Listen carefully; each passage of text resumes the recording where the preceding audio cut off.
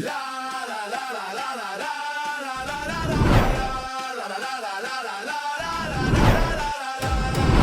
sfida è qui, il cuore batte forte, un solo tiro cambia la sorte. La sfida è qui, il cuore batte forte, un solo tiro cambia la sorte. Penalty, il gioco si decide qui. Penalty, emozioni fino all'ultimo sì. Penalty, ogni istante è magia. Penalty, la vittoria è energia. Penalty.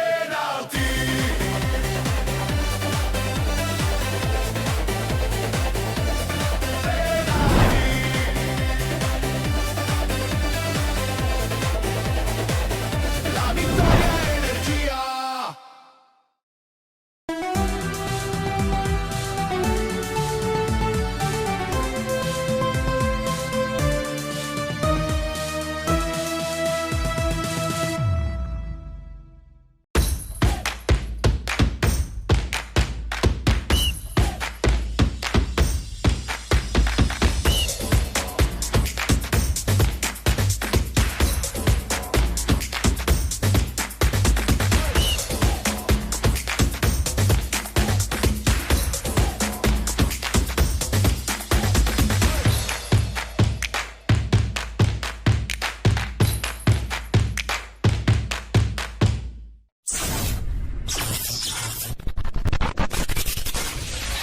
Non si può sicuramente oggi non essere contenti della prestazione, ma soprattutto del cuore che questi ragazzi hanno messo oggi in campo. È stata una partita dove loro, ti dico la verità, ci hanno messo sin da subito in difficoltà. Quindi quando una squadra va sotto di una rete, poi avere una reazione, soprattutto nelle nostre condizioni, non è facile. Invece la squadra piano piano ha tardato un po' a carburare, però poi quando ha carburato ha espresso una buona, secondo me, mole di gioco. Abbiamo provato più di una volta ad andare a fare il gol, poi ci siamo riusciti, il gol del pareggio, e poi il secondo tempo è stato, secondo me, arrembante, ovvero eravamo sul pezzo, su ogni palla. Certo, è normale quando tu provi a vincere una partita, è normale che un pochettino poi devi dare anche spazio agli altri, che in ripartenza ti possono fare male, però penso che è stata una vittoria meritata, una vittoria che abbiamo voluto, che abbiamo cercato fino alla fine. Intanto sono contento per la continuità, perché domenica questa squadra aveva bisogno di questo. Domenica avevamo fatto una grande partita di atteggiamento, di attaccamento alla maglia con la Margheritese, abbiamo preso quel pari. Oggi era importante comunque la continuità del risultato positivo. Quindi è venuta questa vittoria e mi dà veramente sollievo e contentezza. Allo stesso tempo ti dico che la salvezza ancora è da conquistare, perché matematicamente a 30 punti, secondo il mio punto di vista, non sei salvo, però mancano, se non sbaglio, 4 partite, e quindi il nostro obiettivo è quello di finire le 4 partite nel migliore dei modi. Anche perché adesso andiamo ad affrontare una partita importante contro quella del Partinico, e poi ci sono 2 settimane di sosta che sicuramente mi possono permettere di recuperare magari qualche acciaccato e qualcuno che non è nella massima situazione. È sempre brutto parlare di quello, diciamo, che pensa la gente, perché il nostro lavoro è quello di entrare in campo e dare il massimo per questa maglia, e penso che in queste partite l'abbiamo dimostrato, a parte dico se le persone sono scettiche o meno. Però ti dico la verità, sono questi dei ragazzi che fanno dei sacrifici, e nessuno sa i sacrifici che facciamo durante la settimana per poter lavorare e per poter portare avanti questo logo e questa maglia. Quindi ti dico la verità, un pochettino quando poi leggiamo dei commenti ci dà un po' fastidio, quando magari tu vinci una partita e nessuno, tra virgolette, ti applaude. Non vogliamo che qualcuno ci dice grazie, vogliamo semplicemente fare che ci facciano i complimenti quando è giusto che li prendiamo, e che ci fischiano quando è giusto che comunque meritiamo i fischi. Però quello che vediamo è tutto il contrario, cioè parlo semplicemente, sicuramente c'è qualche leone da tastiera che gli piace un pochettino calcare un po' la mano e parlare soltanto quando sono le cose negative, però non vedo mai parlare di positivo per il Mazara, ma lascia stare la condizione. Si deve parlare, secondo me, bene di questi ragazzi che entrano in campo la domenica e che fanno sacrifici durante la settimana e che portano in alto il nome del Mazara. Assolutamente sì, infatti bisogna sempre dare continuità da questo punto di vista. Quando c'è un ragazzo che ti dà l'amore, no, per quello che fa e che vuole sicuramente imparare a prendere e a questo subentra la continuità in campo, è giusto continuare anche dare, tra virgolette, delle responsabilità in più, come quella magari di battere un calcio d'angolo, che può essere per molti superfluo, ma invece battere un calcio d'angolo risulta molto spesso importante. Questo è l'esempio di Tilotta, l'esempio di Sallà che ha fatto gol, ma anche l'esempio di Nastasi che comunque sta crescendo. Dico, come ho sempre detto, la squadra sta crescendo e sta maturando una certa consapevolezza.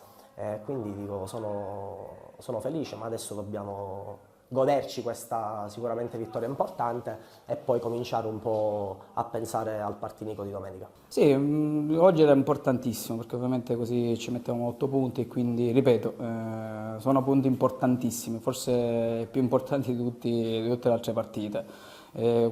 Con questo ovviamente proviamo ad affrontare le altre partite, purtroppo non ci possa essere fisicamente magari questa volta perché basta, perché veramente il dolore qui si fa un po' troppo oltre. Oggi è andata bene, è arrivato col pallone, l'importante è che oggi si facevano in qualsiasi modo i 3 punti, quindi la cosa più importante oggi è stata questa. Era quella che noi avevamo preventivato e auspicato più che altro, però per le condizioni come eravamo messi oggi, come si è aperta la giornata, diciamo, non pensavamo di riuscirci, ecco, perché non è possibile che all'ultimo minuto perdi altri 2 giocatori fondamentali per la squadra e poi invece ti ritrovi a rincorrere una situazione difficilissima.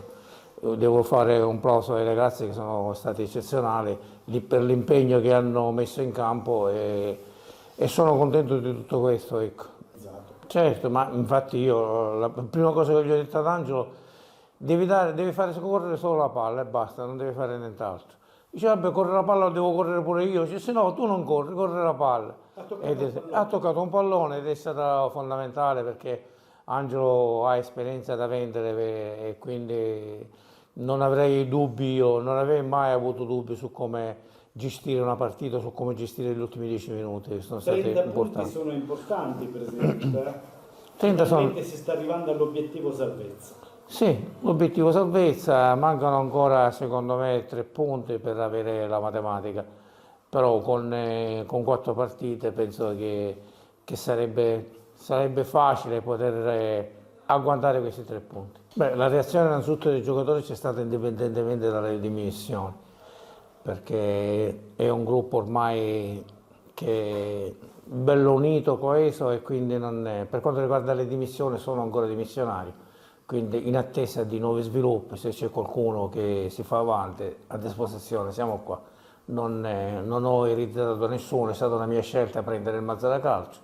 2 anni vissuti nel Mazzara Calcio sono abbastanza, sono sufficienti perché non trovo alternative in questo, quindi preferisco farmi da parte piuttosto che continuare magari ad avere difficoltà economiche o non pagare gli stipendi o magari qualcosa e quindi se non ci sono alternative io non ne ho, esterne io non ne ho, quindi o queste o si chiude baracca.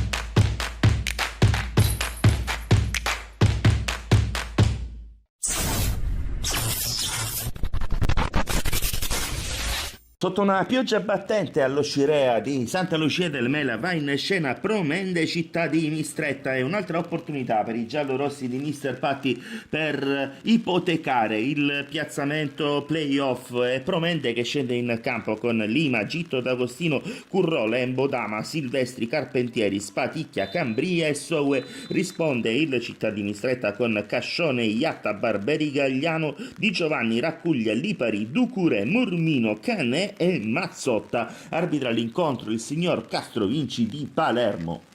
Va subito a manovrare con Curro la Promende, il tocco su Cambria, la mette dentro Cambria, c'è la chiusura, poi la conclusione con il sinistro, si perde alta, il rilancio lungo di Cascione, la palla che schizza dalle parti di Canè, in contrasto non riesce a trovare la conclusione. Il destro a giro, Lima blocca in due tempi, vero tantissima la pioggia che sta cadendo su Santa Lucia del Mela. Soue adesso al limite con il sinistro, alza in calcio d'angolo Cascione, segue la sfera Lembo, la tiene in campo, Lengo, la magia, la mette dentro Lembo e Soue con il sinistro sul primo palo non lascia scampo a Cascione. Gran gol della Promende, che gran giocata di Lembo, splendido anche il sinistro sul primo palo di Soue. D'Agostino, il tocco dentro sinistro che non inquadra la porta, ci ha provato Spaticchia, limite dell'aria, Silvestri allarga il gioco su Cambria che punta la porta col destro, Cambria sfiora il palo in diagonale. Calcio d'angolo, la palla dentro, sbuca Di Giovanni che anticipa Lembo e fa 1-1 proprio negli istanti finali di questo primo tempo. La zampata di Di Giovanni, e la giocata dentro l'aria esce Lima, non la trattiene, poi in qualche modo la fa sua. Canè allarga il gioco sul settore di sinistra, la giocata dentro ancora, Canè che riceve, stoppa di petto e ribalta tutto il Città di Mistretta, e 2-1 a Santa Lucia del Mela. Lancio in profondità, scatta Pantano che brucia Di Giovanni, Pantano sinistro, respinto ancora Pantano, salva tutto Di Giovanni sulla linea, doppia grande chance. Palla che schizza ai limiti, c'è D'Agostino, allarga il gioco su Spaticchia, traversone dentro, Pantano anticipato, la girata di Soue, Pantano di testa fa 2-2. D'opportunismo Daniele Pantano in campo dall'inizio di questo secondo tempo, fa 2-2 e tutto nuovamente in equilibrio allo Scirea. Rimessa con le mani, Pantano sguscia, attenzione a Cambria, la prima conclusione è respinta ancora Cambria, Pantano, calcio di rigore. Alla grande chance adesso la Promende con Cambria, dal dischetto spara altissimo Cambria, traversone dentro di Cambria, profondo sul secondo palo, stacca Pantano, la palla resta lì, il salvataggio sulla linea, attenzione a questa mischia, alla che schizza al limite ma c'è un fallo. Inclusione di sinistro Lima in due tempi, poi il grande anticipo di Dama, altro sinistro che sfiora il palo di Raccuglia, calcio d'angolo dentro, attenzione a Cascione, non è perfetto, prova a liberare in qualche modo la difesa della Mistretta, ma Silvestri indovina il destro potente che non lascia scampo a Cascione, completato il ribaltone dalla Promende. E non c'è più tempo, arriva il triplice fischio del signor Castrovinci, splendida partita, sospesa 2 volte per la forte pioggia caduta su Santa Lucia del Mela, una vittoria di capitale importanza per la Promende.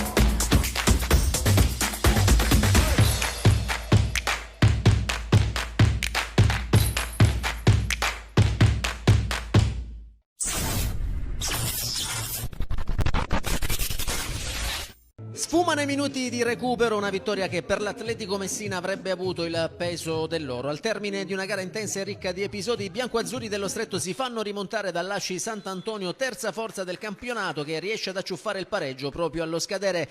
Il match si apre con gli ospiti subito pericolosi. Al 22esimo Previti deve intervenire per evitare la sorpresa. Passano appena 2 minuti e arriva la risposta dell'Atletico. Tutto nasce da un lungo rilancio proprio dell'estremo difensore biancoazzurro. Il pallone arriva a Muro, che controlla, entra in area e con un sinistro chirurgico trova l'angolino alla sinistra del portiere ospite e l'1-0 e per Muro si tratta della seconda rete in campionato. L'Atletico prende fiducia e continua a spingere. Al 37esimo arriva anche il raddoppio, punizione battuta ancora da Muro e deviazione vincente di Bancheri, che indirizza il pallone in porta facendo esplodere i tifosi di casa. Gli ospiti però non restano a guardare e provano subito a riaprire la partita. Barbagallo ci prova su calcio piazzato, ma Previti riesce a disinnescare la conclusione. Nella ripresa è l'Asci Sant'Antonio a partire forte. Gallo lascia partire una botta che costringe Previti a un intervento impegnativo. L'Atletico risponde immediatamente in contropiede e avrebbe l'occasione per il terzo gol, ma il sinistro di Di Natale viene bloccato dal portiere Biondi. Al 55esimo Muro è costretto a lasciare il campo per infortunio e al suo posto entra il classe 2007 Parisi. La squadra allenata da Russo aumenta progressivamente la pressione. Al 60esimo Massarelli ci prova con il sinistro deviato e parato in tuffo da Previti. Poco dopo è Sciuto a tentare la conclusione dalla distanza, pallone che sfila alla destra del portiere biancoazzurro. L'Asci continua a spingere, Sciuto calcia una punizione dalla destra e trova lo stacco di testa di Bella, ma Previti si supera ancora rifugiandosi in angolo. Dal corner successivo i catanesi restano pericolosi e l'estremo difensore dell'Atletico è ancora decisivo, prima bloccando e poi respingendo anche la successiva punizione dal limite battuta dal capitano Gallo. La partita resta nervosa. Al 75esimo il direttore di gara estrae un rosso diretto nei confronti di un dirigente dell'Asci Sant'Antonio per proteste. La gara però cambia poco dopo. Al 74esimo l'arbitro giudica falloso l'intervento di Tiano sul Licciardello e indica il dischetto. Dagli 11 metri Gallo è freddo, destro preciso, Previti spiazzato e risultato che diventa 2-1. Nel finale l'Atletico prova a reagire. All'85esimo Capizzotto di testa serve Thiago Silva, che impatta in tuffo, ma la palla sfila di pochissimo a lato. 3 minuti dopo è Lembo a provarci su calcio piazzato, ma Biondi risponde presente. Quando la partita sembra ormai indirizzata verso il successo dei padroni di casa, arriva la beffa. Al 91esimo Cannone lascia partire una staffilata da fuori area che si infila dove Previti non può arrivare. È il 2-2 che scatena la gioia incontenibile dei catanesi. Nel finale si accendono gli animi, espulso Cucè nell'Atletico per doppia ammonizione e allontanato anche il preparatore dei portieri Imbesi. Il triplice fischio sancisce così un pareggio che pesa soprattutto per i biancoazzurri. L'Atletico Messina sale a quota 18 punti restando in terzultima posizione, mentre l'Asci Sant'Antonio sale a 43 e consolida il terzo posto in zona playoff.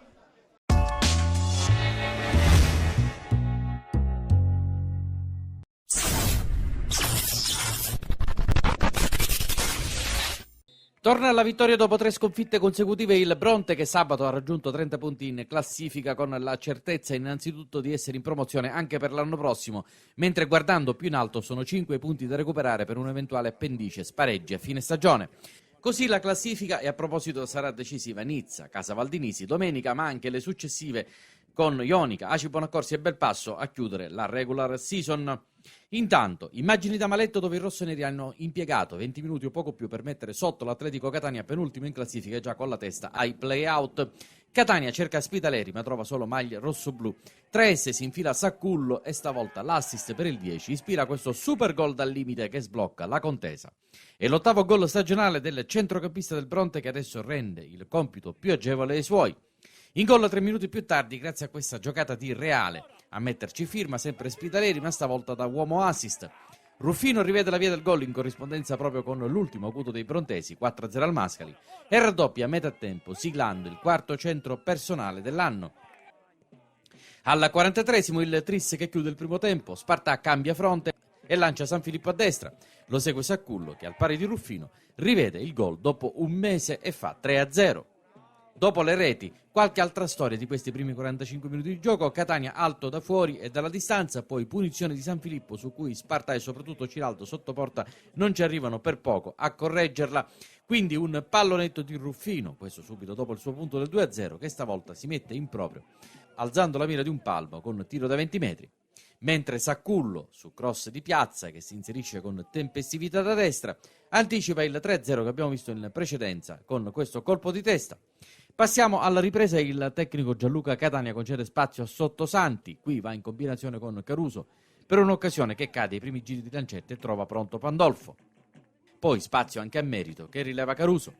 Sono le prove generali del poker a questo punto a dominare la scena, qui con Piazza più Spitaleri imbrigliato dalla difesa catanese e poi su cross di Ruffino servito dagli allunghi in corsia sinistra di Merito e Sottosanti, con San Filippo che di testa la mette a lato. E poi ancora uno scambio Saccullo-Ruffino disinnescato da Pandolfo, il tutto dentro un primo quarto d'ora tamporeggiante per il Bronte che alla fine raggiunge il gol tanto cercato. Al 15° da destra a fondo e cross di Spitaleri, Saccullo ricomincia da dove aveva lasciato 20 minuti prima e insacca il 4-0 facendo anche 14 in classifica cannonieri, terzo miglior marcatore del gruppo C di promozione. Al 23° il 5-0 Piazza verso Reale, indietro per Spitaleri che smista l'ennesimo assist. Centrale e profondo, San Filippo sull'uscita del portiere la mette dentro segnando il suo quinto gol in campionato, sesto complessivo dell'anno, compresa Coppa. Citriglia tra i pali, unica chiamata in 90 minuti su tiro di Foti per gli ospiti che al 32° realizzano un break segnando il punto della bandiera con Conè. Mentre per il Bronte sono entrati in campo D'Aquino, il 2008 Seitta e Meli, qui pronti ad accompagnare una veloce ripartenza che viene chiusa con un tiro teso dal limite da parte del numero 16. Sono ormai gli ultimi scampoli di partita, resta il tempo per il definitivo 6-1. Lo firma proprio Davide Meli al 34°, pronto a rubare palla a un avversario nel tentativo di disimpegnarsi e poi calciare dalla stessa posizione di prima dopo qualche decina di metri, palla al piede. Finisce con questo gol di Meli la partita al Bonina. Adesso trasferta da preparare al meglio a Nizza dentro un finale di campionato dove ancora non è scritta l'ultima parola riguardo al quinto posto.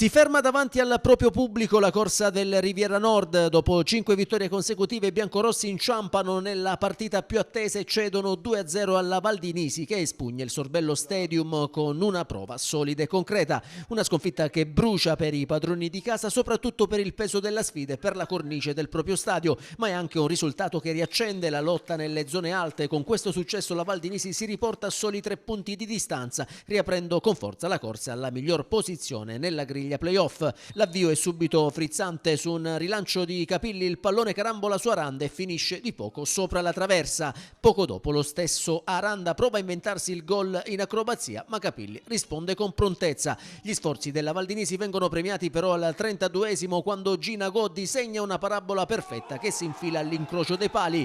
Un gol da applausi che vale l'1-0 per gli ospiti. Per Gina Goddi si tratta invece del terzo sigillo in campionato. La Valdinisi resta in spinta e sfiora subito il raddoppio con Tomasello che però non trova l'impatto giusto sul cross dalla destra. La reazione del Riviera passa dai piedi di Ambriano, ma Martinez alza il muro con una parata straordinaria. È un intervento che pesa perché pochi minuti dopo al 42° la Valdinisi affonda ancora con Chacon che salta Capilli in uscita e deposita nella porta vuota il pallone del 2-0 e che gli vale come settimo centro in campionato.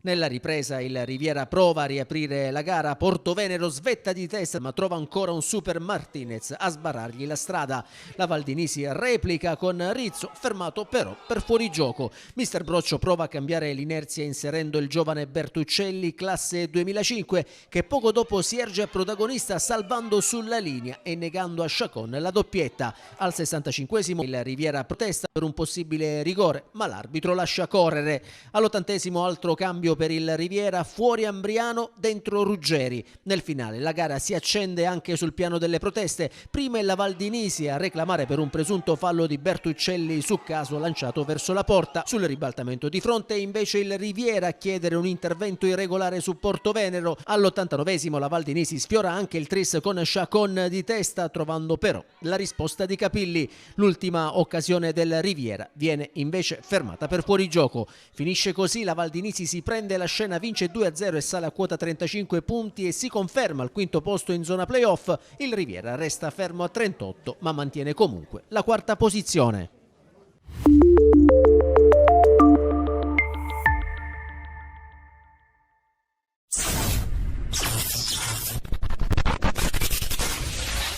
Lo 0-0 interrompe la serie nera del Belpasso, ma non basta per uscire da un pantano che perdura ormai da settimane. Solo un punto col Mascali, una mezza sconfitta. Per la prima volta dopo 22 giornate i biancazzurri sono fuori dalla zona playoff. Non resta che prenderne atto e provare a salvare il salvabile nelle ultime 4 sfide stagionali senza guardare la tipologia di avversario, visto che ci saranno di fronte le prime 2 in classifica, la penultima e una che forse non avrà più nulla da chiedere al campionato. Senza Castelli, Santonocito e Inserra. Secondo le indicazioni di Diego Giuffrida, i fratelli Marino in campo titolari sugli esterni di difesa e attacco, in mezzo Costantino, a destra Randazzo. Necessario un sopralluogo a inizio gara viste le forti piogge. Il Nuccio Marino regge, si gioca, ma è difficile per tutti, soprattutto per chi vuole vincere come il Belpasso. Ne scaturisce un primo tempo dove la cronaca è spuntata, a dir poco. Marino e Tomarchio provano a fare brecce nei primi minuti contro un Mascali attento e che non ci sta a incassare la quinta sconfitta di fila, ma ha la salvezza quasi in tasca da settimane. In area Randazzo e Calì non passano. Poi Marino, lanciato da Luca, non ha vita facile contro Vecchio, che controlla direttamente sulla grata al primo piano della porta una punizione di Mascali alla mezz'ora. Poi una soluzione da ambo le fasce, Marino, Costantino, Marino, Tomarchio vede la discesa di Perna a destra, un cross e nulla più con Costantino che parte un attimo dopo il traversone. Per Marino lì davanti polveri bagnatissime anche sul fronte del controllo pallone. Troppo poco per la nostra cronaca, ma soprattutto per un Belpasso che dopo 45 minuti all'insegna della lentezza deve tornare in campo agguerrito nella ripresa. Lo fa intanto cambiando maglia e da biancazzurro ad arancione c'è il tunnel degli spogliatoi. Poi lo fa sicuramente con più rabbia rispetto a un primo tempo da dimenticare. Calì per Costantino. Randazzo riceve in linea orizzontale. Tomarchio incarica Marino di metterla nel mucchio. Calì nel frattempo dirottatosi in aria manca l'aggancio in salto ed è questa la prima palla della ripresa. Poi ancora da Marino un'altra iniziativa e qui il gol è davvero a un passo. Costantino sul taglio non riesce a piazzarla in tapin. Poi recupera dal fondo Calì ma la palla è già fuori. Il clou al 15°, cross di Randazzo, il Mascali ne esce male.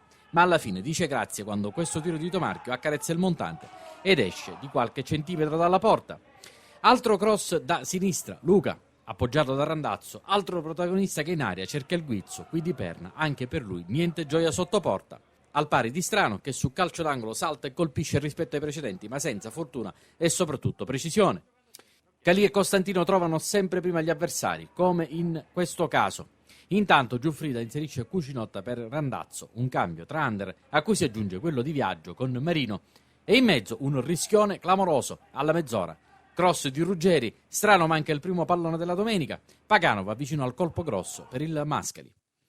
Superato il rischio, nel finale entra Pellegrino per rafforzare l'offensiva da parte belpassese, gli ospiti si chiudono di netto, Di Tomarchio e Marino su 2 piazzati gettati nella mischia da Luca, gli ultimi assalti, improduttivi, da parte di un Belpasso che ci ha provato ma senza molta convinzione e la partita sporca del San Gaetano si spegne sotto la pioggia senza vincitori né vinti e con qualche muso lungo a fine gara.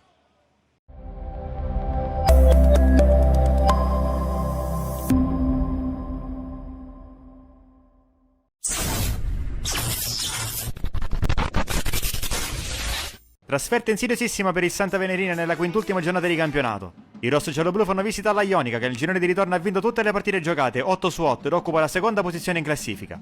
La Ionica approccia bene il match, calcio d'angolo di Franzino, tocca Savoca, poi sotto porta, colpisce Giuffrida e sblocca il punteggio dopo 8 minuti. Al primo tentativo la Ionica passa in vantaggio. Reazione immediata degli ospiti, Scapellato allarga a sinistra per Sinatra. Va l'1 contro 1 con Savoca, si accentra Sinatra. Ancora lui, poi il cross, respinto. Raccoglie Scapellato che prova dalla distanza, sopra la traversa. Dall'altra parte, punizione per i padroni di casa, la batte Staris con deviazione, di poco fuori. Dalla bandierina lo stesso Staris, allontana Zanella di testa. Poi duello Corda-Pisasale, tocca Corda. Biondi alimenta il contropiede. Sinatra salta un avversario. C'è il libero Carbonaro servito da Sinatra. Carbonaro davanti a Pontette che si supera in uscita. 26esimo, Calì all'indietro da Bualegue. Salta la pressione di Dos Santos, poi però sbaglia il passaggio, intercetta Bozzanga che la lascia a Franzino. L'assist è di prima intenzione per Dos Santos la piazza e firma il 2-0. La Ionica approfitta subito di un errore della difesa e sigla il raddoppio. Provano a scuotersi rosso giallo-blu, piazzato di Basile, liscio di Dos Santos, la palla schizza in aria e finisce tra i piedi di Sinatra. Sinatra calcia col destro, respinge Pontet. Poi il pallone finisce a Biondi, murato dalla difesa. Scadere del primo tempo, rimessa lunga di Bonaccorso, sponda di Sinatra per Scapellato dal limite, ci mette una pezza Pontet. Prime battute della ripresa, Bonaccorso scambia con Pisasale, non chiudono però l'1-2, riparte Franzino in contropiede. C'è a sinistra Montanaro, servito sulla corsa, punta Spampinato, entra in aria, il rasoterra tocca a Dos Santos per Bozanga che col piatto non lascia scampo a Buallegue. Ancora un inizio di tempo favorevole alla Ionica che vola sul 3-0. Prova a dare più peso offensivo alla sua squadra mister Calvaruso con un triplo cambio, dentro Crisiglione, De Leonardis e Daniele Scapellato, fuori Biondi, Basile e Pisasale. De Leonardis si mette subito in movimento e tocca il primo pallone della sua partita. Qui taglia il campo e va a destra da Bonaccorso. Dentro per Crisiglione, Crisiglione vede Fabrizio Scapellato, servito, il cross dentro di nuovo per Crisiglione di testa, fuori non di molto. Avanza Fabrizio Scapellato, palla al piede, cerca Sinatra, braccato da Giuffrida, si lotta sulla tre quarti, Dos Santos, un errore, De Leonardis di testa verso Carbonaro con la punta, si salva in qualche modo Pontet.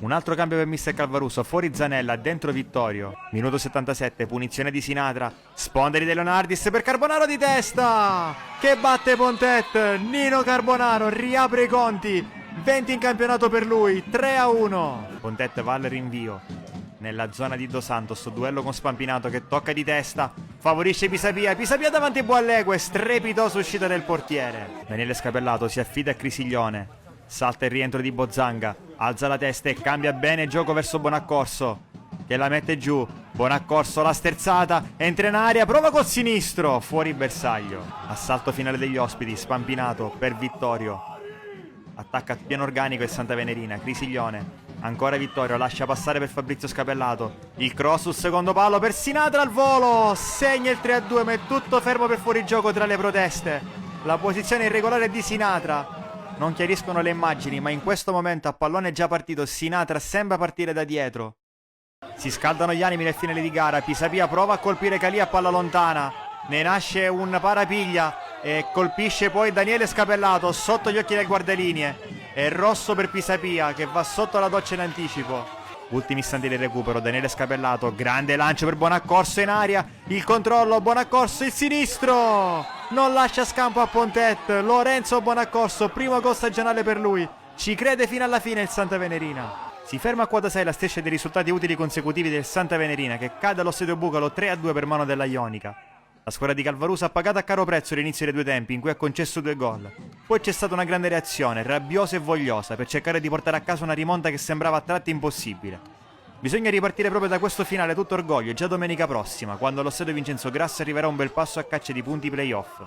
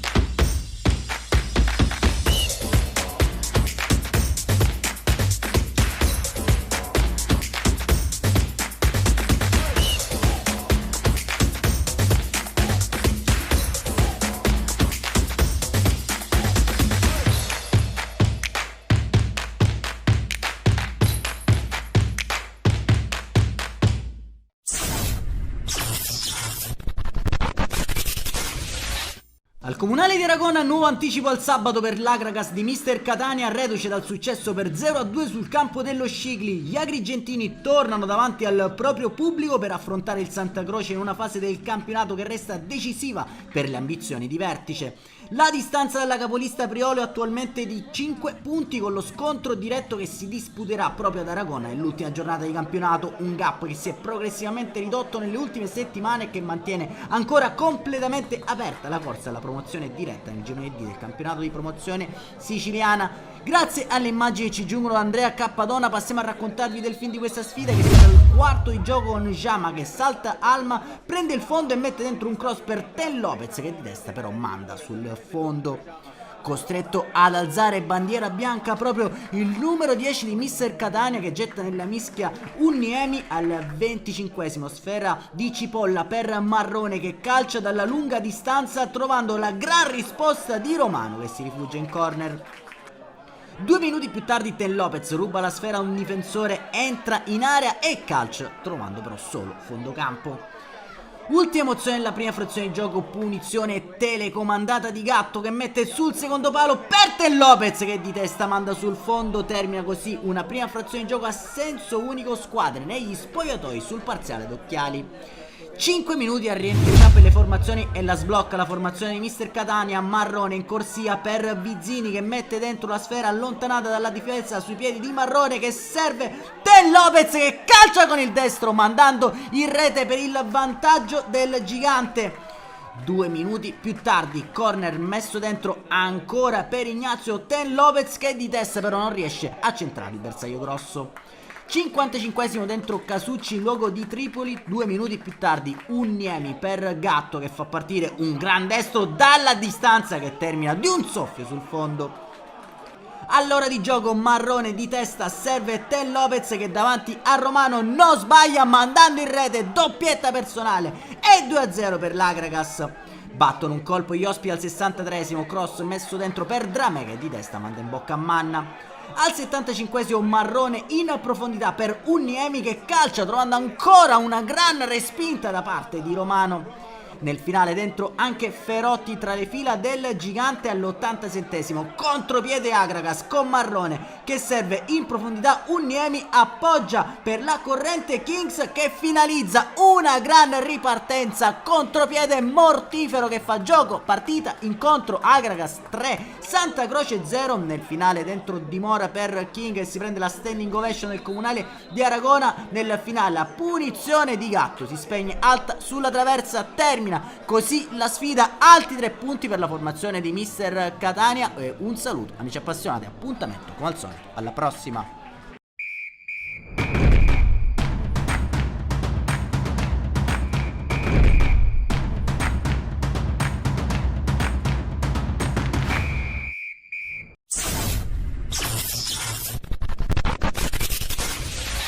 In una giornata dove nella maggior parte dei campi siculi non si è giocato, il Sera di Falco di Mister Di Matteo ha dato una dimostrazione di forza assoluta, vincendo in rimonta per 2-1 al Gonzales di Rosolini contro un noto ben organizzato, che da inizio campionato si trova nella zona alta della classifica, che però non ha potuto nulla contro quella che è da dicembre la squadra più in forma del girone D di promozione siciliana, insieme a Priolo e Akragas. Se si pensa a come è iniziata la stagione, nessuno avrebbe immaginato che ci fosse ancora la possibilità di poter raggiungere i play-off. È la replica di Mister Gianfilippo Di Matteo. Il mister biancazzurro continua dicendo di essere soddisfatto della prova gagliarda dei suoi giocatori e di come lavorano ogni settimana mettendo in campo ciò che l'allenatore chiede. Ringraziando pure i tifosi che a Rosolini, nonostante la pioggia ed il brutto tempo, sono stati il 12° uomo in campo. Si respira un bel clima dunque in quel di Sera di Falco. Oltre alla dimostrazione in campo, lo è anche fuori, con gli sforzi di una società organizzata, che non ha mai fatto mancare nulla alla squadra. Domenica all'Antonia Laimo di Sera di Falco arriverà la sommatinese, già incontrata 3 volte in stagione. Biancazzurri chiamati a confermare il bel momento e riscattare quel 5-1 dell'andata e considerarlo ormai un vecchio ricordo di un altro Sera di Falco.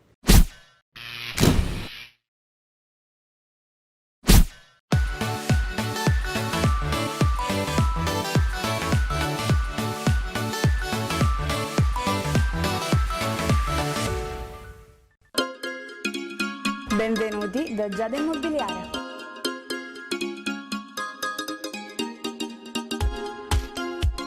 La professionalità come punto di partenza, la qualità dei servizi come riferimento essenziale. Tutto questo è Giada Immobiliare di Giuseppe D'Antoni.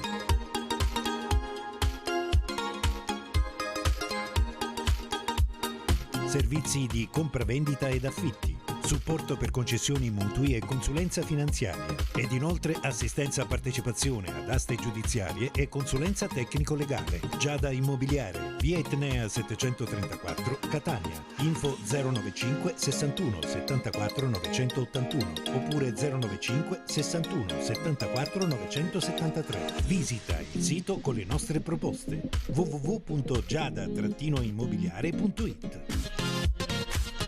Giada Immobiliare, insieme a te per comprare e vendere.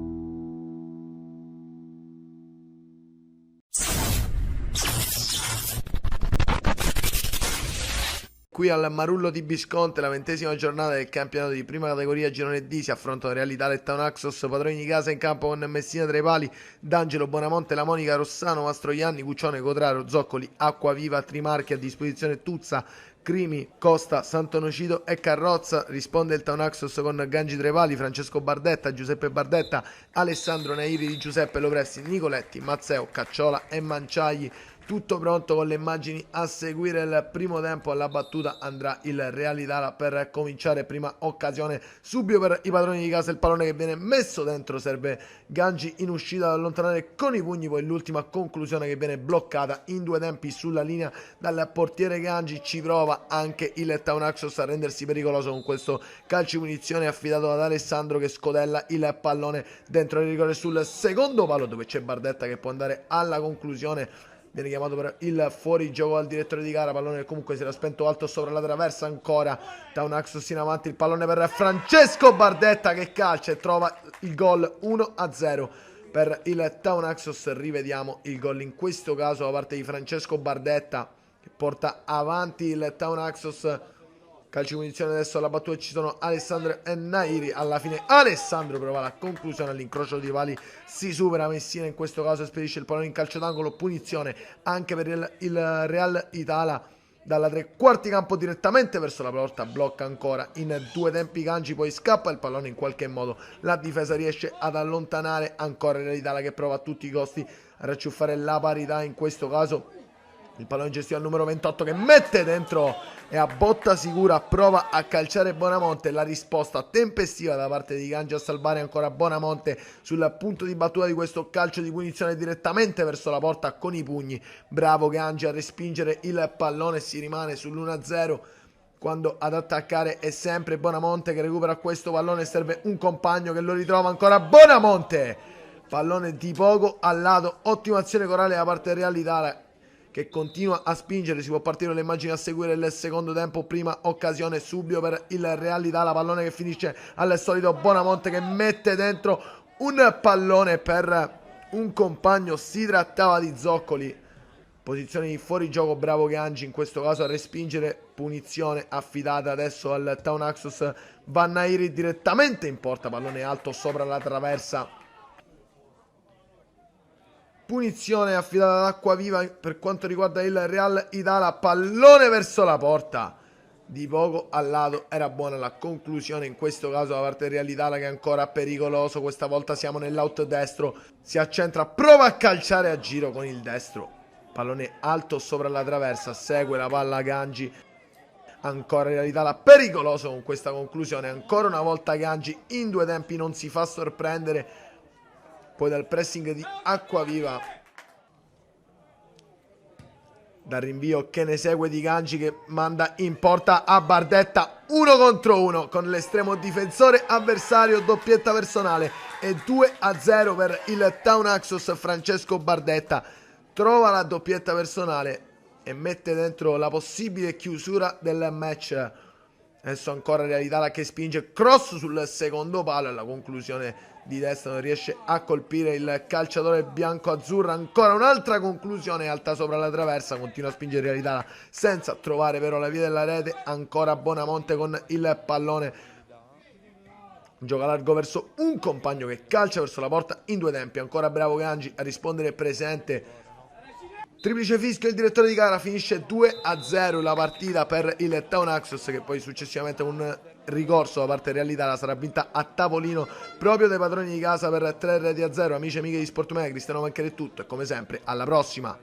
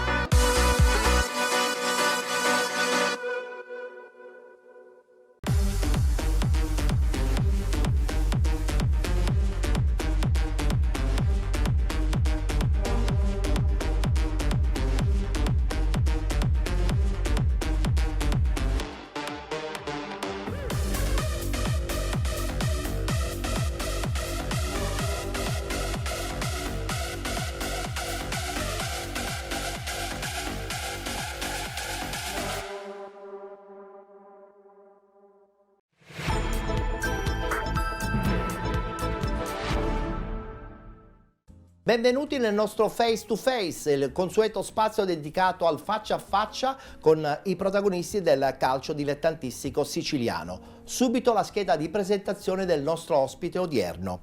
Allenatore e uomo vincente, mai appariscente e sempre fedele alla sua linea, ovvero l'uomo della porta accanto. Con noi Filippo Raciti. Ciao Filippo, ben trovato. Ciao Ettore, grazie dell'invito. Pronto per 7 domande? Prontissimo. Con la libertà di rispondere in maniera semplice e con tanta gioia e simpatia. Allora, iniziamo subito con la prima. Calcio e solo calcio nella tua vita, tra l'altro spesso vincente. Ma quali sono le cose che appassionano veramente Filippo Raciti? Il tempo libero, oltre ovviamente il calcio, diciamo che mi piace stare... Hai un hobby, qualcosa di sì, particolare? a parte che mi piace comunque vivere la gente, vivere gli amici. Hobby ovviamente non ho tantissimi hobby. Anche perché il tempo è sempre molto limitato. Il tempo è sempre tantissimo, invece il tempo è poco, perché il calcio si dice che forse il momento dove ti rilassi è quando sei in campo. È vero. Quindi quando sei fuori, forse... Però c'è sempre una passione personale che ti porti anche da quando sei bambino. Sì, ma diciamo che da sempre, sai, quei momenti liberi li ho preferiti sempre passare con le persone che vuoi bene. Più care. Le persone più care, perché sono secondo me quei momenti che rimarranno sempre, quei momenti oggi da non perdere. Soprattutto adesso che il valore della famiglia è diventato un po' velleitario alcuni momenti. Quando hai delle divergenze con un tuo amico, sei pronto a discutere o a chiarire in una cena, oppure preferisci insomma riflettere e poi dopo in un secondo momento eventualmente risolvere il problema? No, guarda, credo una persona molto diretta. Una persona... Cioè non aspetti l'indomani? No, non è impossibile. Mi piace parlare subito, chiarire tutto subito, e anche se devo dire che non ho avuto, grazie a Dio, molti di questi problemi nella mia vita. Sono uno che comunque va d'accordo quasi con tutti. Piace chiarire tutto subito. Insomma, non rimandi, no, preferisci andare di getto subito, anche se spesso e volentieri si è sempre un po' amareggiati e un po' arrabbiati. Sì, però sai, da quella rabbia, da quell'amarezza a volte riesci comunque a estrapolare le risposte giuste. Sì, delle emozioni giuste. Le gioie vanno spesso di pari passo con le amarezze. Qual è la tua più grande amarezza che hai avuto nella tua vita? Allora, la mia più grande amarezza credo che sia stata quella di magari a una certa età, magari di non provare a fare il calciatore in maniera seria, in maniera professionale, anche perché comunque sai, C'erano state delle occasioni. Ho avuto la fortuna sempre di giocare da calciatore, parlo in Sicilia, in piazze gloriose, in piazze forti, quindi magari sai, forte dall'ambizione di giocare in quelle piazze, forte dall'ambizione di poter riuscire magari a vincere in quelle piazze, a volte non ti permette di fare quel passo in più, perché ti adagia, no? Ti fa stare forse tranquillo in quella zona comfort. E in quella zona comfort, se sai, hai quell'amarezza, era quella proprio di oltrepassarla e magari capire quello che c'era fuori. Quindi poteva succedere tutta un'altra storia, nel senso che se avessi avuto forse quella determinazione in più... Mi sono accontentato tantissimo. Ti sei accontentato. Mi sono accontentato. Quindi mai accontentarsi, perché se no si rischia poi di perdere. Ed è quello che non voglio fare da allenatore. Beh, l'esperienza ti ha portato giustamente a dare un altro significato alla tua carriera sotto questo punto di vista. Senti, riesci a scindere la figura dell'opportunista con la figura di un tuo presunto amico conoscente? No. C'è molto opportunismo spesso e volentieri da parte anche degli amici conoscenti. Sì, quello, ma non solo nel nostro ambiente, ma credo che proprio nella vita in generale. L'uomo, si dice, l'occasione fa l'uomo ladro. È no? vero. Quindi questo credo che è inutile nasconderlo, credo che ce l'abbiamo un po' tutti. Essere opportunisti, magari c'è chi lo è di più, c'è chi lo è di meno, però credo che a volte, sai, l'opportunismo in sé, se magari viene abbinato a qualcosa di positivo, che ti può far sia ambire sia crescere non è da escludere, e non è un male. Quello là comunque è negativo, quello che diciamo per far bene tu, far bene, far male agli altri, quello succede però che spesso e volentieri qualcheduno sfrutta questa possibilità. Quello è negativo e quello è da condannare perché non va da nessuna parte, non va da nessuna parte, è vero. Senti, tra Antonio Conte e Filippo Inzaghi, con chi andresti a cena e perché? Credo che Conte oggi, penso che è stato sempre, no? È stato quello che chi magari forse non so, vuoi per il modulo, vuoi per tante, magari una sua gran parte caratteriale che non dico che mi assomiglia, però sai, lo guardi come quel sergente, lo guardi come quella persona che con i modi, con le maniere e con l'ambizione ha fatto tutta la sua carriera, no? E credo che a cena andrei con lui per capire, per poter parlare, per poter rubare. Insomma, la sua caratteristica, il suo carattere sono i punti che ti attraggono più di Filippo Inzaghi. Sì, ma anche la sua carriera, perché comunque lui ha fatto tutta la sua vita con il lavoro. È un malato di lavoro, è uno che forse non deve dire grazie a nessuno, perché ha iniziato progetti su società disastrose e li ha portati a vincere, li ha portati a rivincere e li ha portati. Quindi guardi gli ha dato molta dignità, come esempio. Esatto, molta dignità, ha dato a molte società che da tempo l'avevano persa. Al limite con Filippo Inzaghi prendi un aperitivo. Sì, facciamo i cross e lui. infatti. Nella tua breve esperienza in Portogallo, cosa ricordi? Sono state più amarezze o più positività? No, molto più positività. È un calcio diverso, una mentalità diversa. Magari qui perché poi, diciamolo pure, è arrivata questa possibilità, in questo caso cosa ha rinunciato? L'allenatore Raciti o l'uomo Raciti a rimanere in Portogallo? No, diciamo che non c'è stata una rinuncia, forse sono passi magari prematuri, sono magari situazioni dove questo arrivava nel mio secondo anno di allenatore, sì. Quindi già quest'anno è il mio sesto anno, magari ho più esperienza o magari più gestione al di fuori del campo che dentro il campo, perché comunque credo che l'allenatore deve essere ormai a 360 gradi, deve essere una figura capace. È stata un'opportunità che giustamente hai comunque oggi devi essere forse, proprio devi lavorare a 360 gradi, devi essere un manager. Sì. Ormai il ruolo dell'allenatore sta andando un po' più su quello manageriale ormai, quindi sai. Soprattutto nel calcio europeo. Esattamente, 5 anni fa c'erano magari da gestire situazioni extra, situazioni dove magari oggi non dico che sono bravo, però con l'esperienza riesco a gestire magari in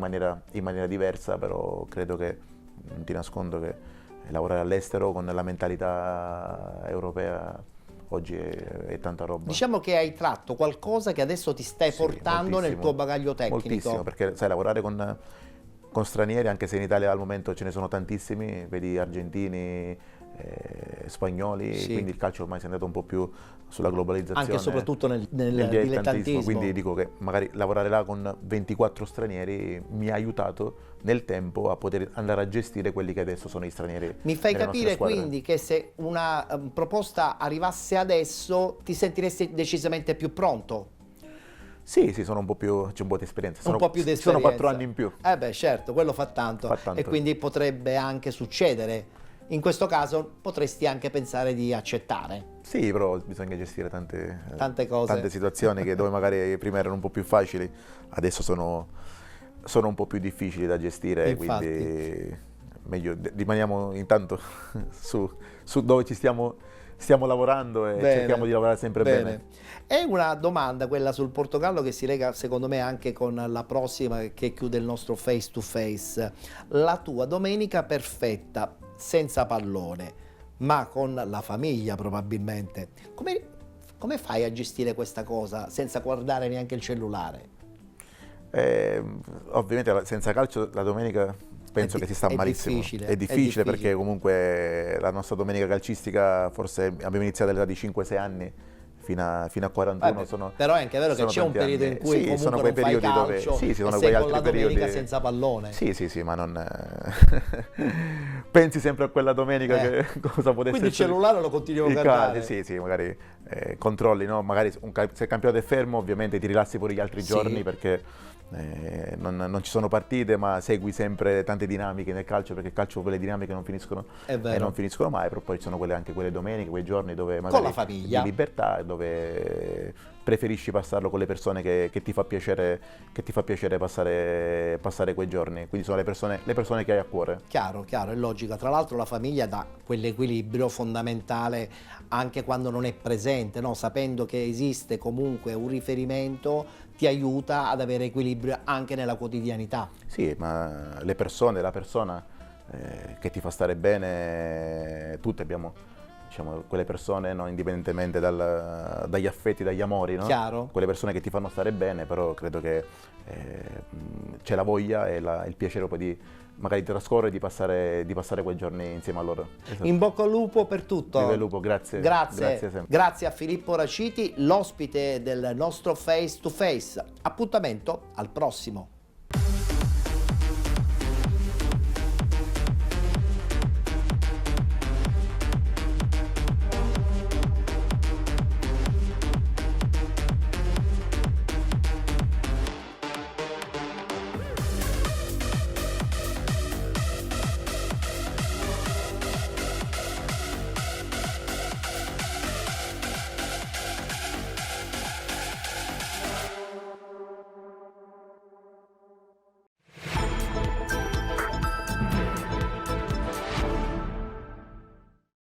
Penalty, tutto il calcio di cui il calcio vero non parla mai.